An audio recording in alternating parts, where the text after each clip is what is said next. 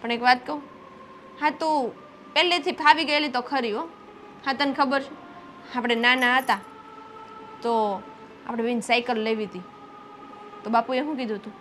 હા મીરા મોટી છે એટલે પહેલાં એને લઈ દેવાની થાય છે, તું તો હજી નાની છો.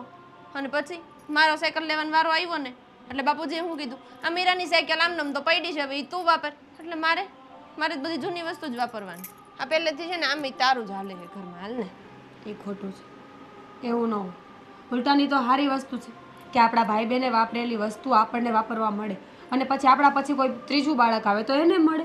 એમાં શું નવાઈની વાત છે? આપણે તો ખુશ થવું જોઈએ કે બધા બાળક એક રમકડાથી રમી હવે. હા તો હવે ખરીદી કરવા ક્યાં જવું છે? તું કે ન્યા ફટાફટ નક્કી કરે એટલે નીકળી. આ તડકામાં જાય ને તો ટાઢા પોરે પાછું આવતી રહી. તડકામાં જવું? તડકામાં જવું પડે. હવે સમય નથી આપણી પાસે જાજો પછી. ના હો, હું એટલું બધું યાર નહીં થાય મારાથી. એક કામ કરું, હું અત્યારે ઘડીક સૂઈ જાઉં અને રાતે 5 વાગે જાઉં. પણ 7 વાગે બજાર બંધ થઈ જાય પૂગી ત્યાં, પછી શું લાવવાનું?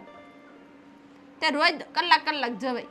હા તો આપણે કંઈ કામ જ નથી આવી ઘરે. એક કામ કરી, કાલ સવારે વહેલી 5 વાગે ઉઠીને ઘરનું બધું કામ કરી અને પછી નીકળી જાઉં. આખો દી બધું પતાવીને આવતી રહું. રાતે ઉઠી જાજે તું, હું ક્યાં ના પાડું? જવા ટાણે મને ઉઠાડજે. તો કામ કોણ કરશે?